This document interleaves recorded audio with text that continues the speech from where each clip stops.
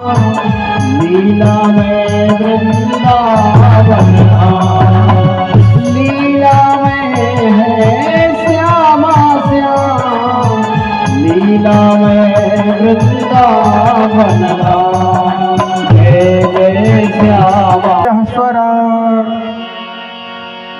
तेरे ब्रह्म हृदय आदि कवये मुह्यन्ति सूरय तेजो वारि मृदां यथा विनिमयो यत्र त्रिसर्गो मृषा धाम्ना स्वेन सदा निरस्तकुहकं सत्यं परं धीमहि सत्यं परं धीमहि। श्री व्यास जी इस श्लोक में सत्य स्वरूप परमात्मा के चरणों में प्रणाम करते हैं। व्यास जी कहते हैं मैं राम के चरणों में प्रणाम नहीं कर रहा, मैं घनश्याम के चरणों में प्रणाम नहीं कर रहा, जो परमात्मा सत्य है उसी के चरणों में प्रणाम कर रहा हूं। भागवत श्रवण करते समय कई प्रश्न आते हैं। भगवान क्या है, भगवान की पहचान क्या है। जीव अनंत जन्मों से ढूंढने का प्रयास कर रहा है महाराज, लेकिन हमको अभी तक यह पता नहीं लगा कि भगवान की पहचान क्या है। तो भगवान की पहचान दो तरह से होती है। शास्त्र की भाषा में इनको कहा जाता है लक्षण। जैसे किसी व्यक्ति का हम परिचय जाने उसे लक्षणों से जाना जाता है। अमुक व्यक्ति का ऐसा लक्षण है। लक्षणों के माध्यम से शास्त्रकार कहते हैं भगवान को केवल लक्षणों के माध्यम से ही पहचाना जा सकता है।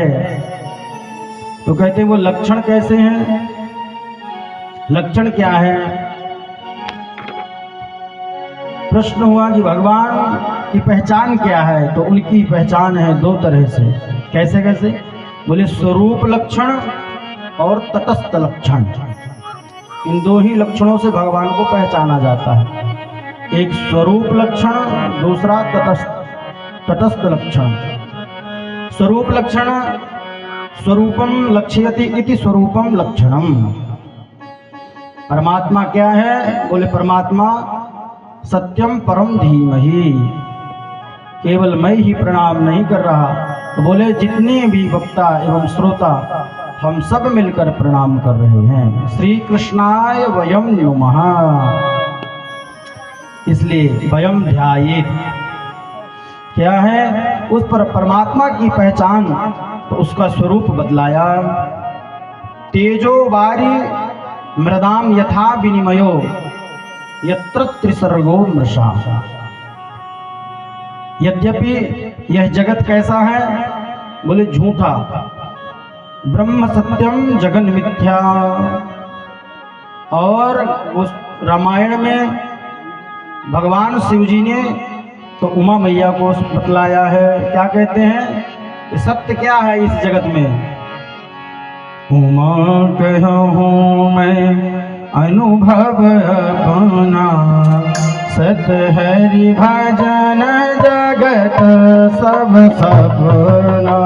उमा कहूँ मैं अनुभव अपना, सत हरि भजन जगत सब सपना। अनुभव अपना, सत हरि भजन जगत सब सपना। उमा कहो मैं अनुभव अपना, सत हरि भजन जगत सब सपना। सत हरि भजन जगत सब सपना। सत हरि भजन जगत सब सपना। तो महादेव कहते हैं हे उमा, उमा कहूँ मैं अपना अनुभव, अपना निज अनुभव बता रहा हूँ। क्या बतला रहे हैं? बोले सत्य हरि भजन। सत्य क्या है? बोले हरि भजन। जगत सब सपना, ये संपूर्ण जगत तो स्वप्न की भांति है। जैसे हम स्वप्न देखते हैं रात्रि में तो राजा बन जाते हैं, अमीर हो जाते हैं, बहुत सारी संपत्ति हमारे पास आ जाती है स्वप्न में। तो क्या ये संपत्ति शाश्वत बनी रहेगी? बताइए आप लोग, क्या ये संपत्ति शाश्वत बनी रहेगी जो स्वप्न में हम देख रहे हैं कि हम राजा बन गए? महाराज, निद्रा टूटने पर तो हम वहीं के वहीं हैं जहाँ पहले थे। इसी तरह कहते हैं ये जगत भी स्वप्नवत है, स्वप्न की भांति है। महाराज, जिस दिन निद्रा टूटेगी ये सारी माया यहीं की धरी रह जाएगी। तो कहते हैं ये संसार प्रतिक्षण बदलने वाला है, तो फिर हमको सत्य जैसा क्यों दिखाई दे रहा है? तो बतलाया, कहते हैं तेजो वारी मृदाम यथा विनिमयो यत्र त्रिसर्गो मृषा। विनिमय कहते हैं विनिमयो व्यत्यया, यानी विपरीत प्रतीत जो मिथ्या संसार है वो सत्यवत दिखाई दे रहा है। इसका कारण क्या है? तो 3 दृष्टांत दिए। कौन कौन से दृष्टांत? तेज, वारी और मृदा। तेज माने सूर्य की किरण, वारी माने आपने देखा होगा जब सूर्य की किरण जल में पड़ती है तो हमें स्थल का भ्रम हो जाता है, यद्यपि वहाँ स्थल नहीं है, जिसको कहते हैं विपरीत प्रतीति। मृग मारीचिका मिथ्या प्रतीति होने लगती है, पर यह प्रतीति क्या हुई? उस सूर्य की किरण से जहाँ पर जल है वहाँ पर हमको स्थल दिखाई दे रहा है। और कई बार ये होता है मृदाम, जहाँ पर मिट्टी है, स्थल है, वहाँ पर बारी माने जल की प्रतीति होने लगती है। इसका मतलब क्या हुआ?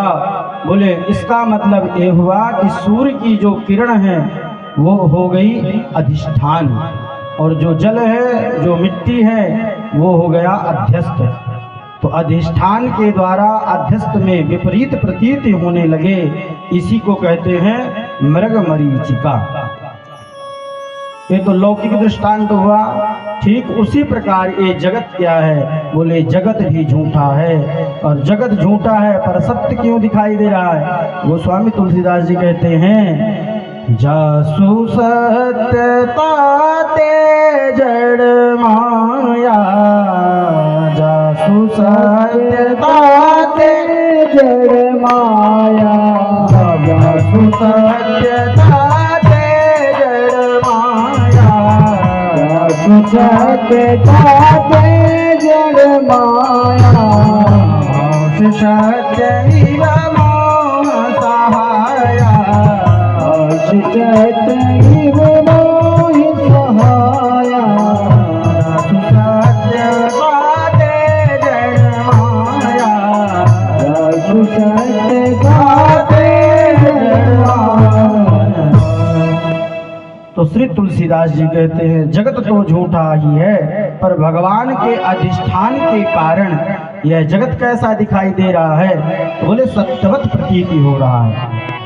किसी ने प्रश्न किया झूठे जगत का अधिष्ठान परमात्मा है, तो कहीं ना कहीं मिथ्युत्व का दोष, तो श्री मिथ्युत्व का दोष भगवान में आना चाहिए।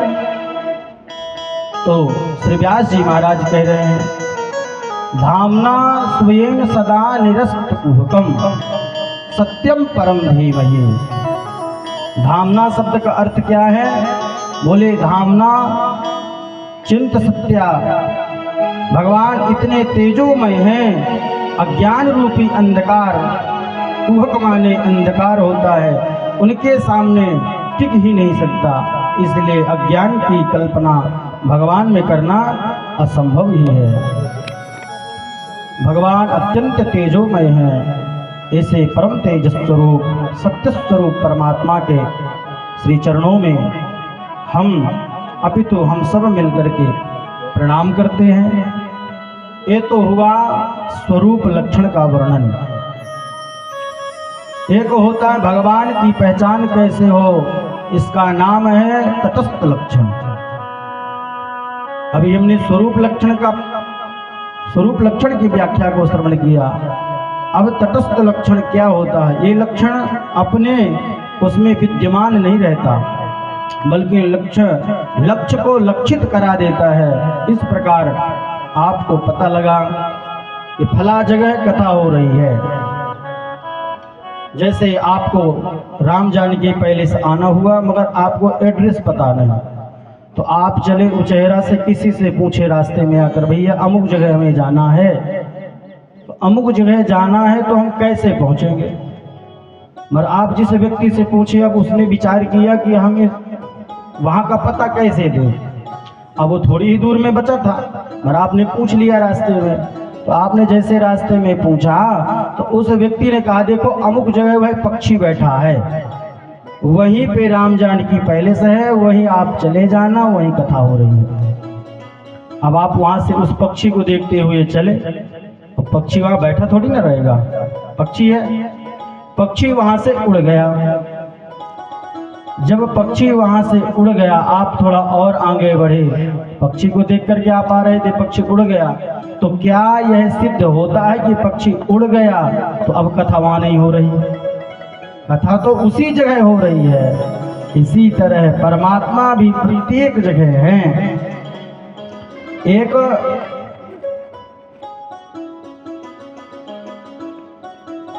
जिसके माध्यम से भगवान का ज्ञान हो जाए, तो प्रश्न हुआ कि महाराज ये तो इतना बड़ा विहंगम संसार जिसने भी बनाया, आखिर जगत का कारण कौन है? तो बड़ी अद्भुत बात कही। इतने बड़े विस्तृत जगत को बनाने वाला कोई न कोई ईश्वर तो है, कोई न कोई परमात्मा तो है। अच्छा, कई बार ऐसा होता है कि कई सत्य बात को सिद्ध करने के लिए बहुत लड़ाइयाँ लड़नी पड़ती है कि नहीं? सही है, फिर भी सामने वाले को विश्वास नहीं। अब भगवान को ही कुछ लोग कहते हैं भगवान होते हैं, और इस जगत में बहुत सारे ऐसे भी लोग हैं जो कहते हैं भगवान होते ही नहीं। अरे होते हैं तो दिखते क्यों नहीं? आपको दृष्टांत एक सुनाते हैं, आस्तिक और नास्तिक का, इससे आप समझ जाएंगे। एक बार एक आस्तिक और नास्तिक में संवाद हो गया। आस्तिक कहे ईश्वर है, नास्तिक कहे ईश्वर नहीं है। दोनों बहुत दिन विवाद चलता रहा दोनों का। एक दिन आस्तिक के नास्तिक आया तो टेबल पर एक सुंदर कागज का फूल, बड़ा सुंदर कमल का फूल बना हुआ रखा था। तो नास्तिक ने कहा कि ये फूल किसने बनाया? तो आस्तिक ने कहा, हमको तो मालूम नहीं, लगता है ये फूल अपने आप ही बन गया। हमको तो ये पता नहीं कि फूल किसने बनाया, तो लगता है ये फूल अपने आप ही बन गए और इस टेबल पर रख गया। तब नास्तिक ने कहा कि नहीं, इतने सुंदर फूल को बनाने वाला कोई तो है, अपने से ये नहीं बन सकता, किसी ने तो इस फूल को बनाया। आस्तिक ने कहा, नहीं, वही तो मैं इतने दिनों से समझाने का प्रयास कर रहा था तुम्हें। अरे एक साधारण से कागज के फूल को किसी के बनाने पर जब ये बनेगा, अपने से नहीं बन सकता है, तो क्या इतनी बड़ी सृष्टि की रचना अपने आप तैयार होगी? कोई तो होगा इसे बनाने वाला। तो ये जगत जो है, इस जगत का अधिष्ठात्र कौन है? बोले श्री कृष्ण। जन्माद्यस्य यतोऽन्वयादितरतश्चार्थेषु विद्यः स्वराट्। श्रीधर स्वामी कहते हैं, अस्य विश्वस्य जन्म स्थिति भंगा यतो भवन्ति तम धीमहि इत्यर्थः। जन्माद्यस्य यतः अस्य विश्वस्य यतो यस्मात् जन्म स्थिति भंगा भवन्ति, या कि फिर अस्य विश्वस्य जन्म स्थिति भंगा यतो भवन्ति तम धीमहि इत्यर्थः। जिस परमात्मा के कारण जगत की उत्पत्ति, जगत का पालन, विश्व का संहार है, ऐसे परमात्मा के चरणों में हम प्रणाम करते हैं। जगत की उत्पत्ति के विषय में दो तरह के दृष्टांत दिए जाते हैं। अन्वयादिकर्ता। अब जरा ध्यान देना, इस विषय को प्रथम श्लोक में समझाया। जगत की उत्पत्ति को दो तरह समझाया जा सकता है, अन्वय और दूसरा इतर। अन्वय के द्वारा, अन्वय किसे कहते हैं? बोले अन्वय शब्देन अनुवृत्ति ही और इतर शब्देन व्यावृत्ति ही। अन्वय का अर्थ होता है तद सत्य तद सत्वम इति अन्वयः। भगवान है इसलिए जगत है। अगर कोई कहे कि जगत नहीं तो भगवान नहीं, तो ये व्यतिरेक हो गया। व्यतिरेक तो हो गया। श्रीधर स्वामी जी ने बड़े अद्भुत ढंग से समझाया। कहते परमात्मा सतस्वरूपेण मृत सुवर्ण आदिवत। इस संसार में भगवान मिट्टी और सोने की तरह हैं। इसमें अन्वय शब्देन सतरूपेण का कार्य मृत सुवर्ण आदिवत। जैसे मिट्टी है, सोना है, तो इनमें अनेक प्रकार के आभूषण बन सकते हैं, कई प्रकार के पात्र बन जाएंगे। तो निमित्त कारण हुआ सोना और मिट्टी, ऊपर उपादान कारण हुआ इनसे बनी हुई वस्तु। भगवान के अतिरिक्त कुछ भी नहीं है। जगत किस प्रकार है? बोले भट कुंडलादिवत। आखिर जगत का कोई न कोई कारण है। कहते जैसे मान लीजिए सोना है या मिट्टी है हमारे पास, तो मिट्टी से कुंभकार घड़े बनाता है, दिया आदि का निर्माण करता है, अनेक प्रकार के उससे बर्तनों का निर्माण कर देता है। तो क्या वो बर्तन है? वस्तुतः वो मिट्टी ही है, मगर पात्र बन जाने के कारण अब मिट्टी से उसका नाम बदल गया। यदि मटकी है तो हम मटकी बोलेंगे, दिया है तो दिया बोलेंगे। तो क्या मटकी दिया यथावत सत्य है? इस मटकी और दिए को फोड़ने के बाद में पुनः क्या बचेगा? बोले मिट्टी। जैसे सोना है, बहुत बड़ा खंड है, सोने के कई प्रकार के आभूषण बन गए, तो ज्वेलरी बन गई, हार बन गया, कान के बन गए, तो उसका नाम क्या हो गया? झुमका हो गया, हार हो गया। तो क्या वो झुमका हार है? वस्तुतः है तो वो सोना ही, मगर उसका प्रकार बदलने से नाम बदल गया। इसी तरह इस जगत में परमात्मा भी उसी मिट्टी और सोने की तरह है, मगर जगत में अनेक प्रकार के जीवों के आने के बाद उसी तरह नाम भिन्न हो गया। जैसे एक ही व्यक्ति का एक, मान लीजिए घर में कोई एक व्यक्ति है, अब वही पिता बन गया, वही जीजा बन गया, वही फूफा बन गया। अब उस व्यक्ति से आप पूछो कि आपका परिचय क्या है, तो वो क्या बताएगा? वो तो यही कहेगा कि भैया मुझसे जो भी जैसा रिश्ता रखते हैं मेरा वही नाम हो जाता है। तो किसी के लिए वह पिता है, तो किसी के लिए पुत्र है, किसी के लिए पति है, किसी के लिए फूफा है, मगर वस्तुतः क्या अलग अलग है तो एक ही व्यक्ति। रिश्ते अनेक होने से उसके नाम अनेक हो गए। इसी तरह इस सृष्टि में परमात्मा एक ही है और एक होते हुए भी वह अनेक है। इस तरह से श्री सूत जी महाराज शैनकादि ऋषियों को समझाते हैं। आगे कहते हैं कि ऐसे दिव्य परमात्मा के श्री चरणों पर सत्यम परम धीमहि, सत्य स्वरूप परमात्मा के श्री चरणों पर हम बारंबार प्रणत निवेदित करते हैं, प्रणाम करते हैं। अपितु मैं ही नहीं, हम सब मिल करके और भगवान के श्री चरणों पर प्रणाम करते हैं। द्वितीय वंदना, द्वितीय मंगलाचरण किया गया। धर्म प्रोक्षित कैतवोत्र परम निर्मत्सराणां शताम् वेद्यं वास्तवमत्र वस्तु शिवदं तापत्रयोन्मूलनम्।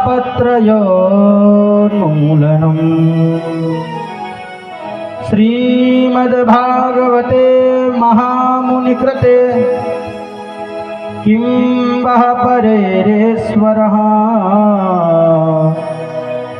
श्रद्धयो हृद्यवरुध्रतेऽत्र कृतभिः सुस्तवेस्तक्षणा।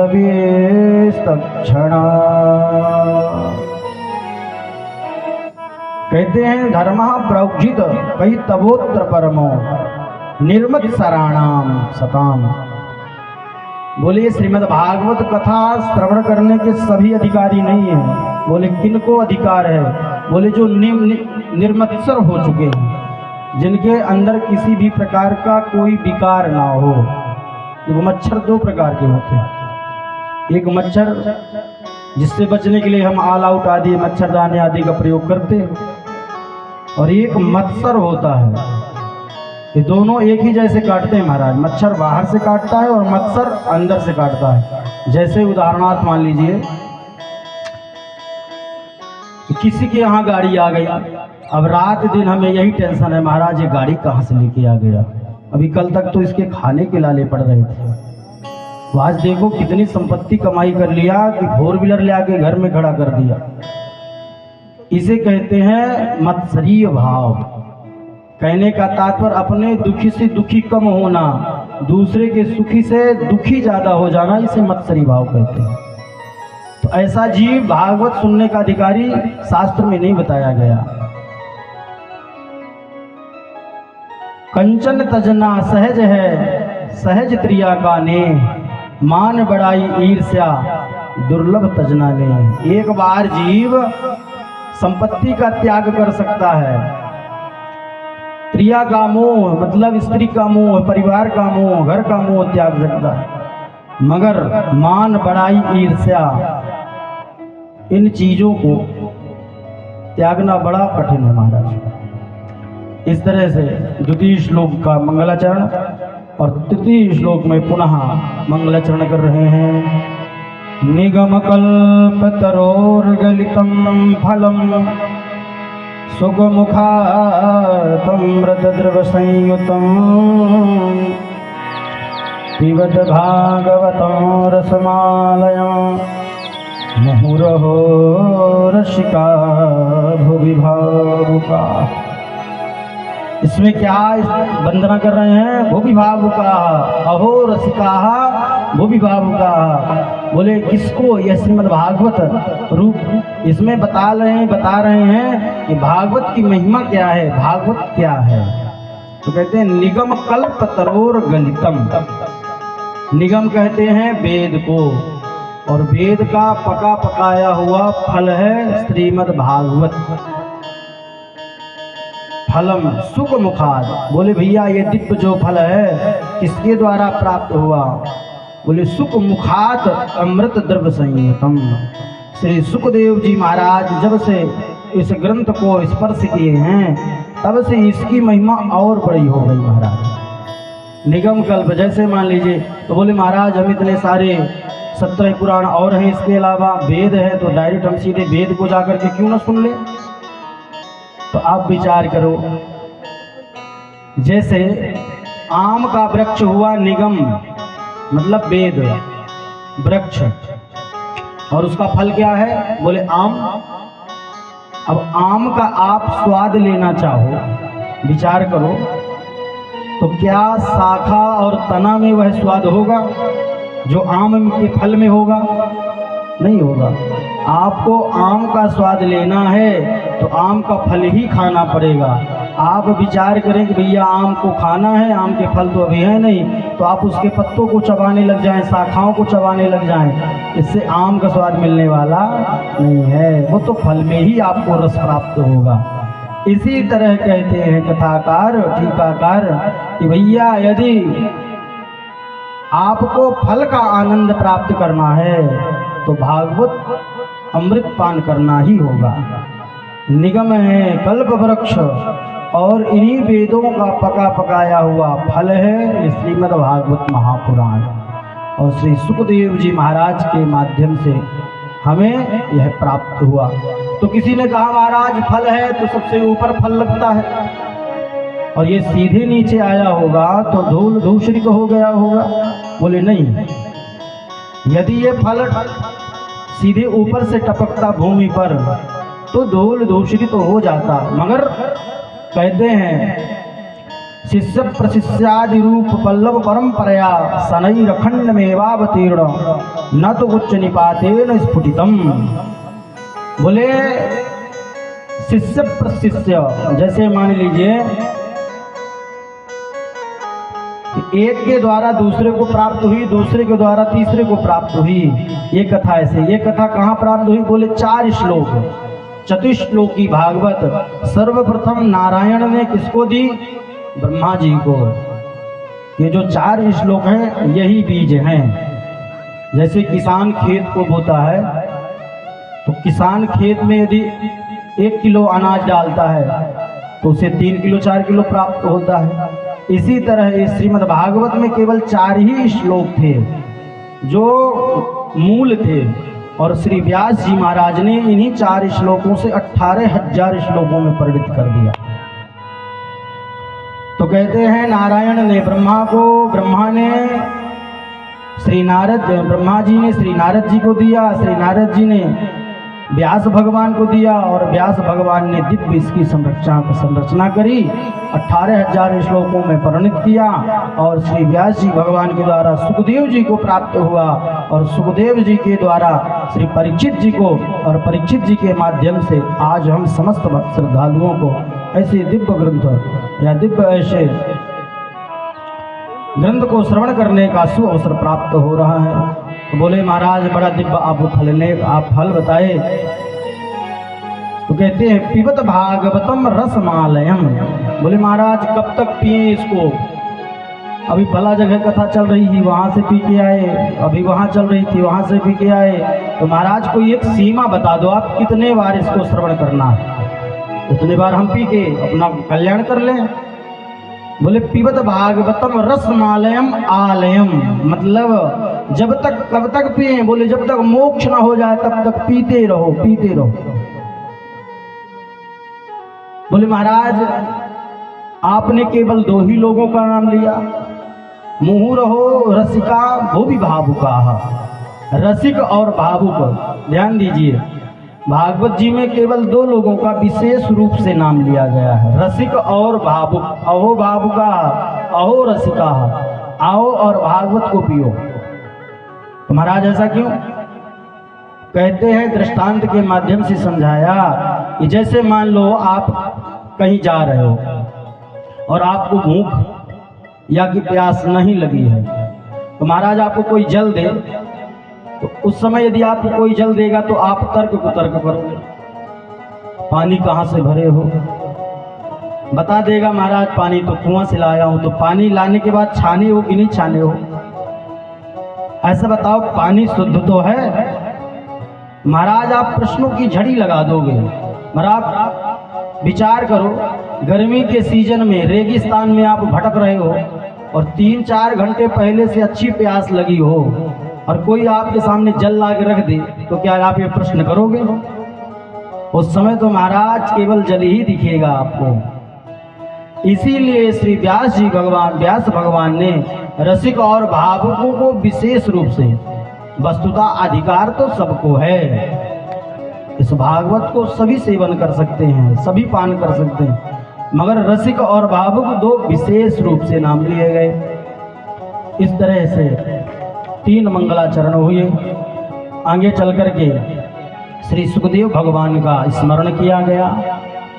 यम प्रव्रजन्तमनुपे तमपेत